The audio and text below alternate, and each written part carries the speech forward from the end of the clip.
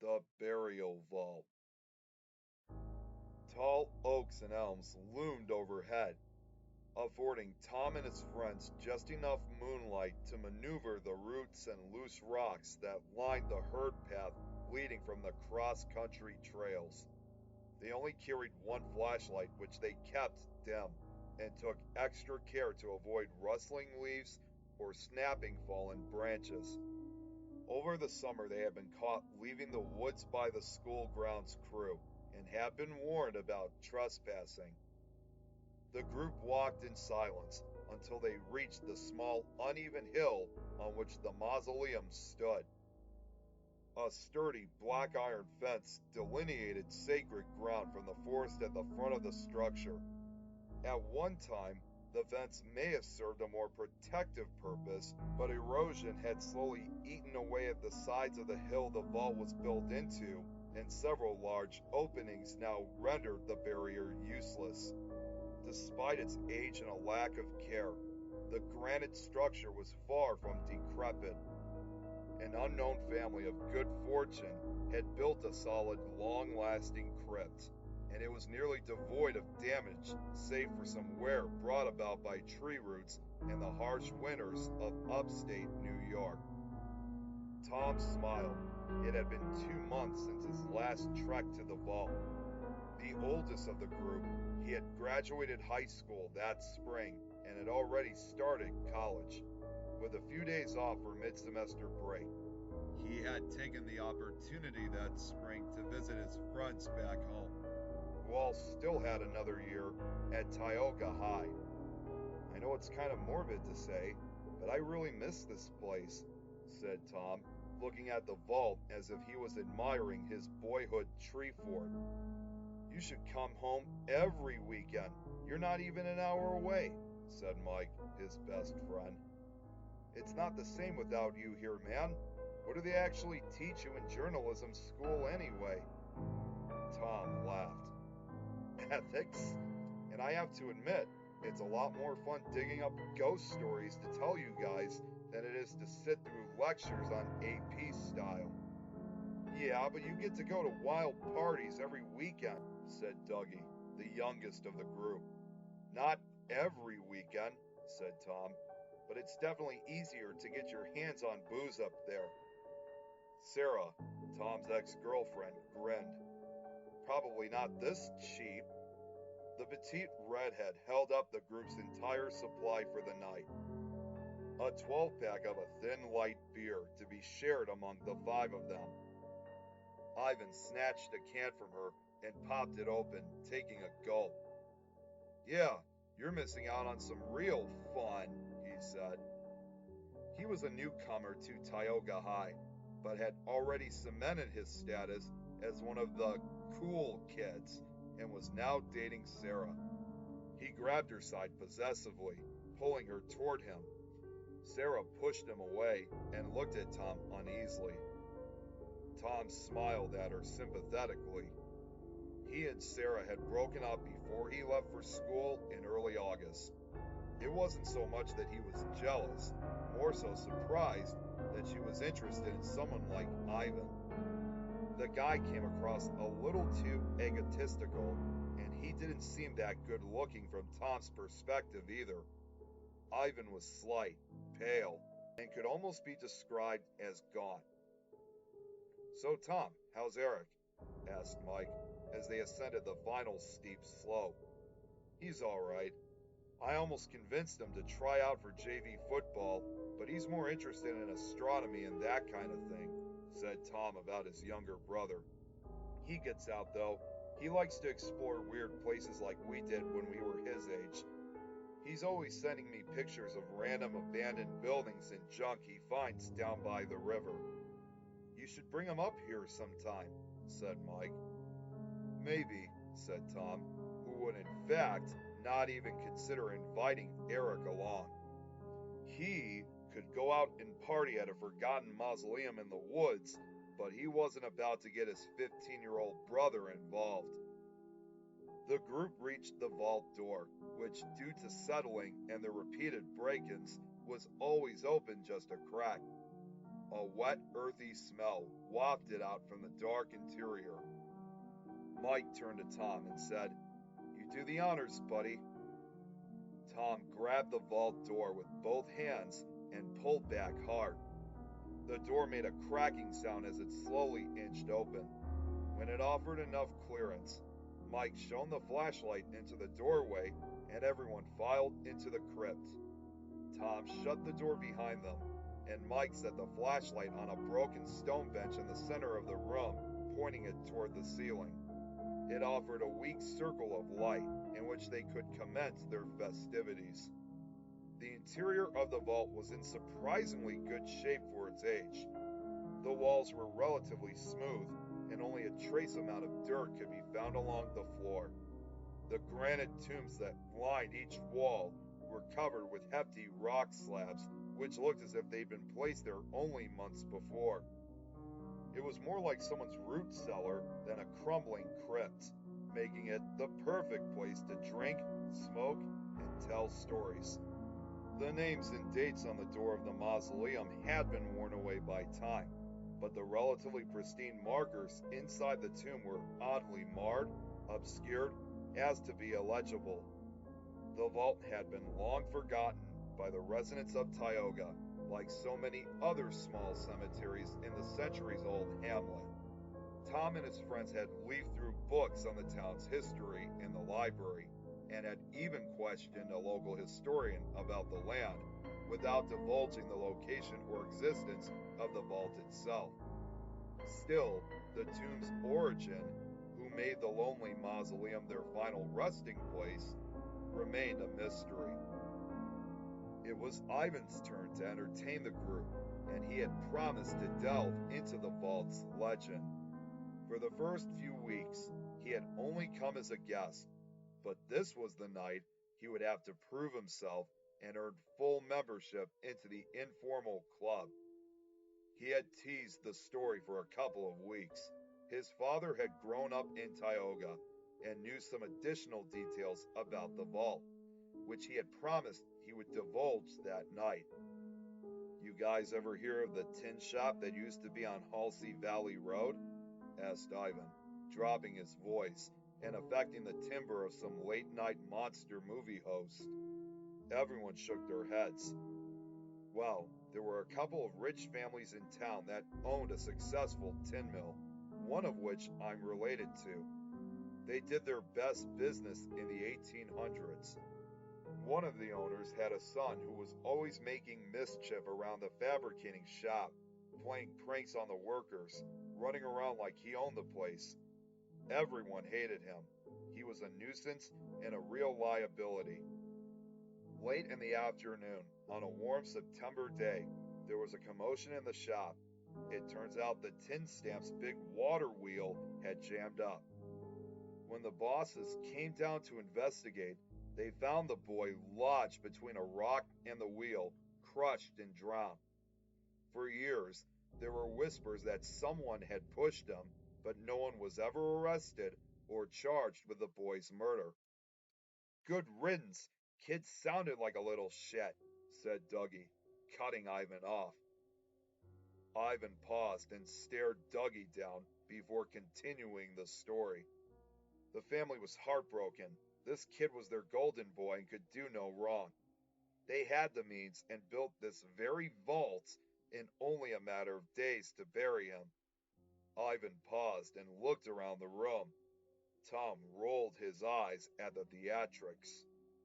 It was supposed to be a family vault, but the boy was the only one ever interred here, and I'm pretty sure they placed him right over there. He pointed quickly toward the boy's supposed tomb, and everyone's eyes followed. Mike, who sat closest to the tomb, shuffled a few inches away.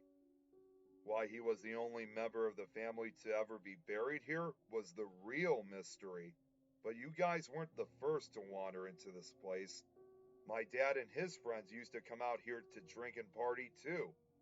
They couldn't figure out why this big vault was hidden away in the woods, or why it had only one burial marker with a death date. They asked around like you guys did, but no one had any idea. until they came across an old timer who had heard the legend of the place. This guy was by no means old enough to have witnessed the events, but what he told my dad scared the hell out of him. It turns out the boy wasn't exactly dead when they entombed him.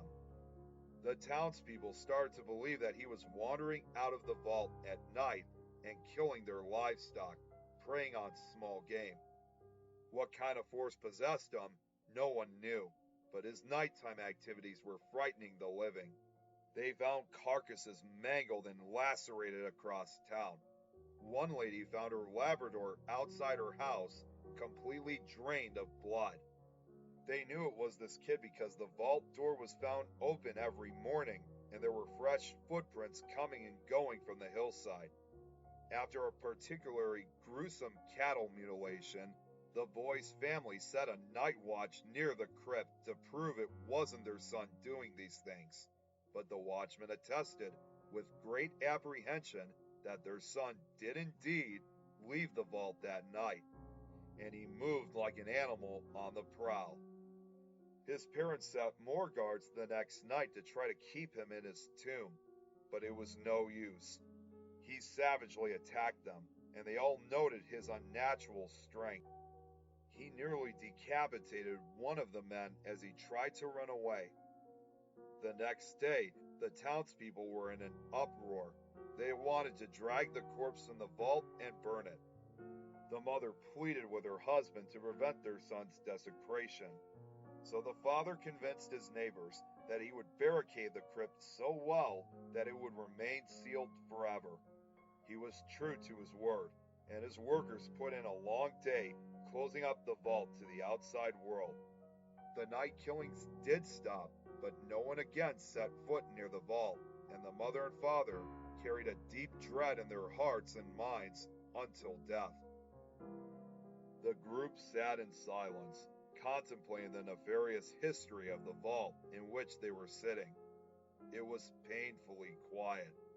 More than one set of eyes wandered over to the boy's tomb. The tension in the room was cut when Dougie opened a can of beer, which he had been shaking covertly in the dark, and sprayed it all over his friends. Everyone started laughing, and the dark history of the vault became just another spook story. Tom, who needed to leave early for school the next morning, said his goodbyes and exited the vault. When he reached the bottom of the hill, he looked back at the structure curiously. Something about Ivan's story had unnerved him, unlike any tale that had been told there before. He had questions about the legend and wanted to talk to Ivan's dad. As he followed the path back through the woods alone, he considered similar tales of early burial and the undead. He jumped when he came across a dead rabbit on the side of the path.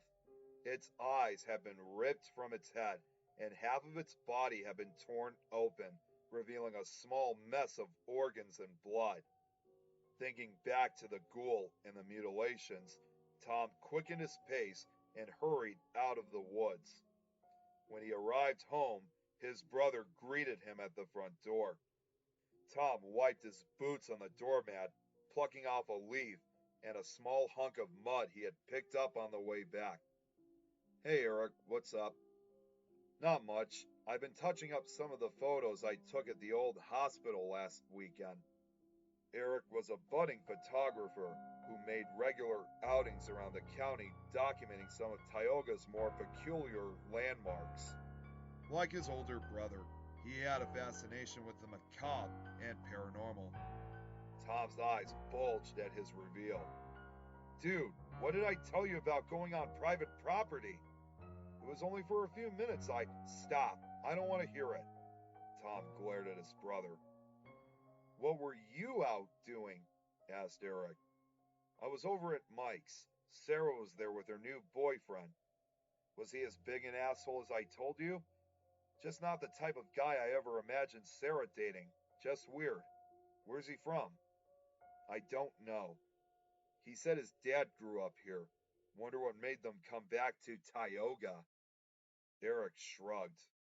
"I just hope he's not a dick to Sarah." Next time let me come out maybe. I miss hanging out, said Eric. Sure, man, said Tom, humoring his brother. Tom returned to college that Sunday afternoon. With a full course load, campus job, and regular outings with new friends, he didn't make any trips back home for weeks. He kept in touch with Eric, who sent him a series of photographs one weekend of a supposed UFO landing site in a neighboring town.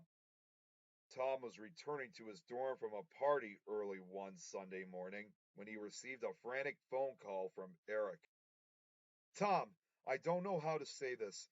It's so unreal. Oh, God. What's wrong? Is everything all right?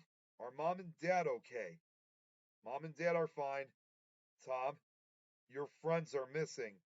Mike, Sarah, Dougie. No one can find them. The cops are out looking. There were search parties out last night and everything. It's crazy. What? A series of blood soaked images ran through Tom's brain. He pictured Sarah face down in the woods, her body blue and bruised. I don't know. They never came home.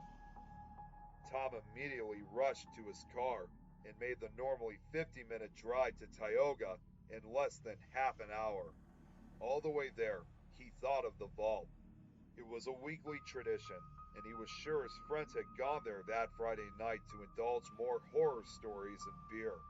But what happened? He thought of Ivan's tale of the tin mill ghoul again, the killings, the mutilations. When he got to Tioga, Tom picked up Eric and they both headed out to the woods to meet up with the search party. Dozens of locals had joined the police. They wandered through the woods, calling out the names of local kids whose birthday parties they'd been to, football games they'd attended.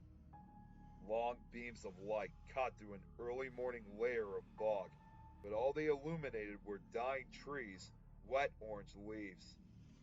Doug! Mike! Sarah! Tom's voice broke as he called out her name.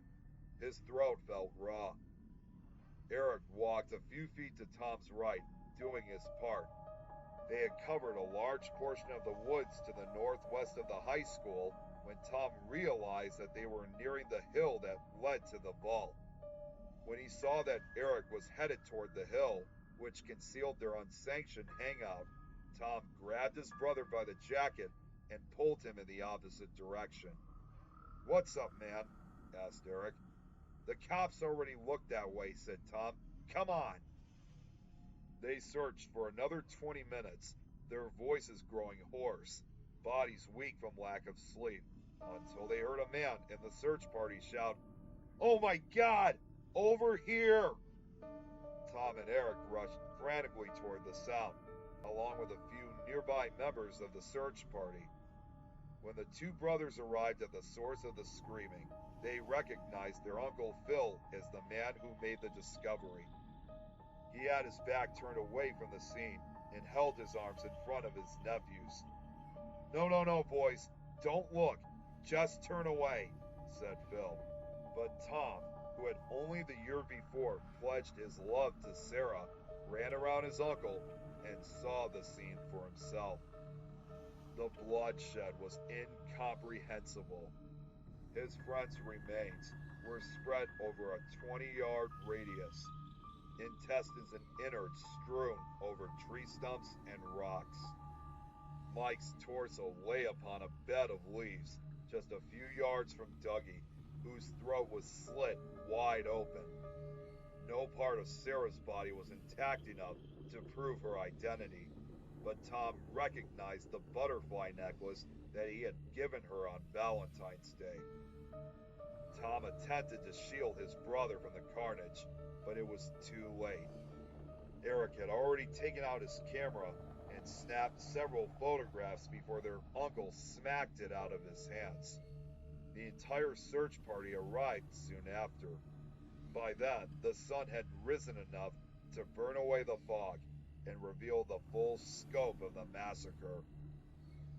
Tom sat in his bedroom back at home, contemplating the last few days' events. Mike and Sarah's parents arriving at the scene, the harrowing screams, the funerals, where hundreds of Tioga citizens came out to pay their respects, the closed caskets. He told the police as much as he could. He didn't want to bring up their repeated illegal visits to the vault for fear of arrest, but the sheer weight of the situation demanded that he come clean. He told them everything. He was staring at an old picture of Mike and Sarah when Eric came into the room carrying a sandwich. Mom said to give this to you. She said you have to eat something. Thanks, mumbled Tom. Set it down. Eric placed the sandwich on Tom's nightstand. Before leaving the room, he turned back and said, You know, a lot of people think Ivan did it, since they never found his body or nothing. Tom didn't respond. Don't you wonder what they were doing out there in the middle of the woods? Asked Eric. Tom thought of the vault, its heavy granite door, the musty odor. They were now nearly tactile memories. Yeah, I wonder. A week later, Tom returned to college. He found it difficult to concentrate during class, the images of his friends' bodies fresh on his mind. His anxiety was at an all-time high when he received a new text message from Eric. Attached was a series of photographs of a place Tom knew all too well, the sloping hill, the iron fence, that door that was never quite closed, and finally, a picture of the interior of the vault, which looked oddly disturbed and unlike the place where he and his friends had spent so many Friday nights.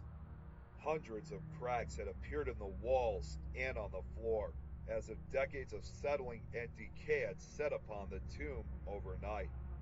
Accompanied with the photos was a message from Eric.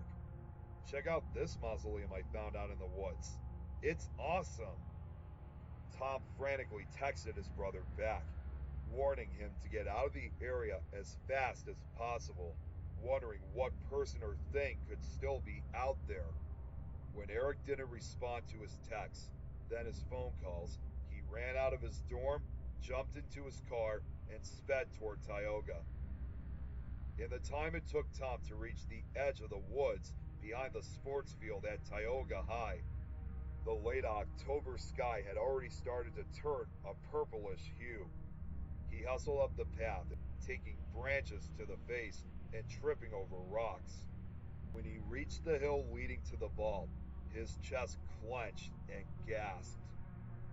Animal carcasses littered the path before him, their bodies cut open or mutilated in a way that seemed more a sinister game than the results of predation. Partway up the hill lay the body of a deer, its torso splayed open, blood still trickling out onto the cool grass. Tom moved past the fawn and studied each new gruesome display. Eric! He screamed, his eyes fixed on the vault. He had reached the top of the hill, but his brother was nowhere to be seen. As he drew closer to the fence, Tom noticed Eric's camera in the dirt. When he picked it up, he felt a sticky, slippery substance. He inhaled, and his heart rate quickened at the metallic scent of blood. Tom ran to the back side of the vault, but found nothing. He circled to the front again and stood at the door, staring at it anxiously before pulling it open and stepping inside. The tomb was dark and silent.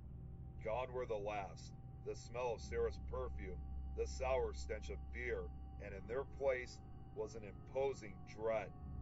As in the photos, it now appeared more like the forgotten mausoleum that it was. Eric, Tom whispered. He studied the tomb that supposedly housed the body of the boy from the tin mill. It was undisturbed, but no less unsettling. He stood silently in the vault and listened. Nothing. He held up Eric's camera and started clicking through the gallery, wondering if he could glean any information from the photos contained within. He flipped through a series of images of various landmarks and places of lore around the county. The satanic graffiti under the C.F. Johnson Bridge, the Helena Black Tree up on Bowman Road, various graveyards, and came to the photos of the vault that Eric had sent him earlier. The date and time appeared at the corner of each photo, but there were additional images Eric had not sent, and they all bore the date of 10/14/16, the night his friends were killed. Tom clicked through the remaining photos in the series. Another close-up of the vault door, a shot through the cracked entrance, his friends sitting inside, watching an animated Sarah, likely telling a story. The next picture revealed his friends in shock as the cameraman entered the vault. Several blurry images followed before the series ended. He looked back through the photos in confusion. He was certain Eric had not known about the vault. There was the sound of leaves crunching outside, and then a figure standing outside the door. "How come you never invited me, bro? I like scary stories too," said the familiar voice coming from the silhouette in the doorframe. "Eric?" Tom's little brother slowly walked into view, covered from head to toe in blood and fur. Tom shuddered and yelled in the agony that only a family member can feel when someone they love has done something horrific. Eric was holding Ivan's severed head under his arm like a football. In the scant moonlight that peeked through the vault door, Tom could still make out Ivan's distorted expression. Gone was the young man's cocky grin, and his eyes were completely devoid of their overconfident glint.